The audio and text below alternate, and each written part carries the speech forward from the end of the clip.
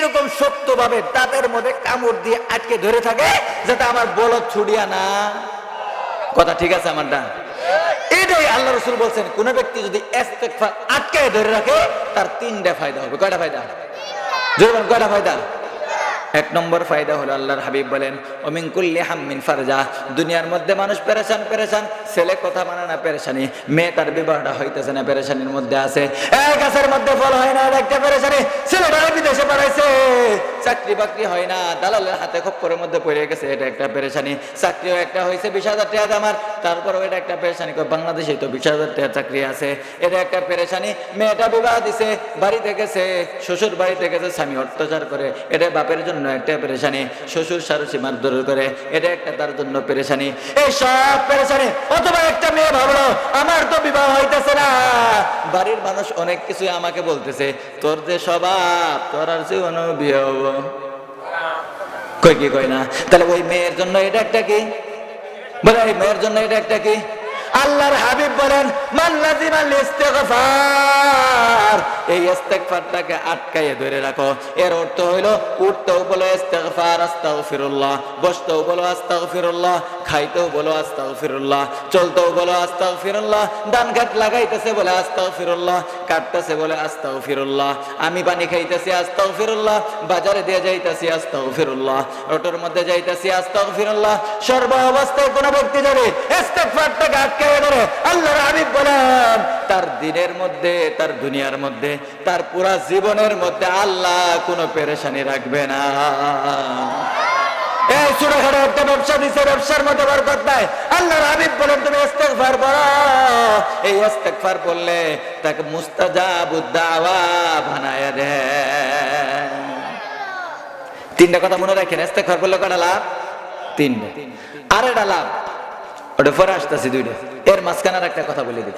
ইমামে আহমদ ইবনে হাম্বল নাম শুনছেন?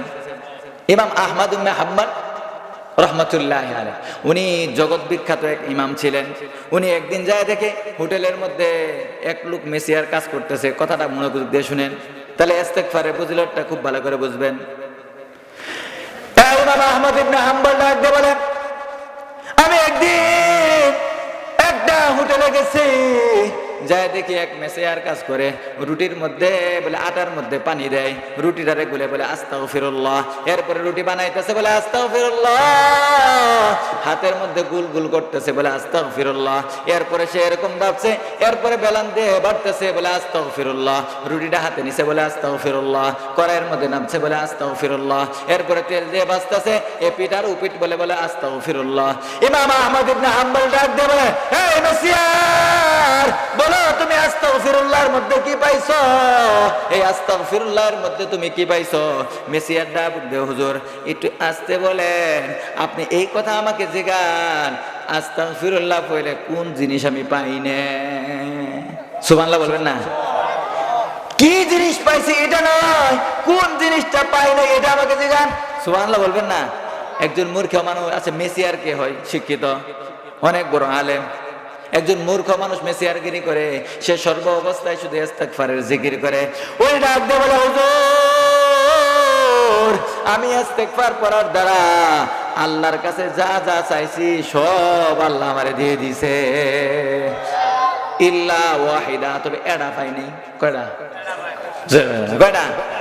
একটা জিনিস পাই না। হুজুর ডাক দিয়ে বলে, বলো কি পাও নাই? মেসিয়ার ডাক দিয়ে বলে, হুজুর আমার মনে বড় আশা, এই জামানার মধ্যে সবচেয়ে বড় একজন ইমাম আছে, তার নাম হলো ইমাম আহমদ ইবনে হাম্বল। আমি আল্লাহর কাছে দোয়া করছি, গো আল্লাহ হোটেলের আমি মেসিয়ার, আমি কাজ করি, দৈনিক কাজ না করলে ভাত খাইতে পারি না, গো আল্লাহ আমি একটু চাই একটা সময় আমাকে ব্যবস্থা করিয়া দেন, আমি আল্লাহ জগৎ বিখ্যাত ইমাম ইমাম আহমদ ইবনে হাম্বলের সাথে একটু সাক্ষাৎ করবে, মনের বড় আশা। আহমদ ইবনে হাম্বল রাহমাতুল্লাহ আলাইহি ডাক দিয়ে বলেন, এই মেসিয়ারকে বুকে জড়ায় দিয়ে বলে, এই মেসিয়ার আল্লাহ তাআলা তোমাকে ইমাম আহমদের কাছে নিয়ে যাবে না, আল্লাহ আমারে কান ধরিয়া তোমার মতো মেসিয়ারের কাছে দেখা করার জন্য আল্লাহ বাড়ায় দিছে। তার মানে দুনিয়াতে যা দোয়া করছে সব কি এর কারণে? এর উপরে আর কোনো ফজিলত নাই। ইস্তিগফার পড়ছে আর তুমি পাও নাই, এটা হতেই পারে না। আমি গেছে রমজানে চিটাগাঙে জামাতে ছিলাম 40 দিন, এবারও যাবো ইনশাআল্লাহ 2 মাস পরে, সম্ভবত জানুয়ারির 31 তারিখে যাবো আল্লাহ রাস্তায়। তো ওখানে যাওয়ার পরে ইস্তেগফারের খুব ফজিলত বলছি, কথা বুঝতেছে? তো সাথীরা তো মূর্খ মানুষ, তো হুজুর আমরা আল্লাহ কই ডাইরেক্ট এডা চাই, ডাইরেক্ট বুঝেন না মনে হয় মানুষের কাছে ভাই আইবো আগে কয়ে যাবো, এরকম না। ইস্তেগফারের ফজিলত আপনি যা কইছেন আমরা ডাইরেক্ট চাই আল্লাহর কাছে না। বলে ঠিক আছে, জোহরের পরে মুজাকারা বাদ দিয়ে এদেরকে বললাম 40 মিনিট ইস্তেগফার করেন। কয় মিনিট? কথা মনে বুঝেন না আপনারা?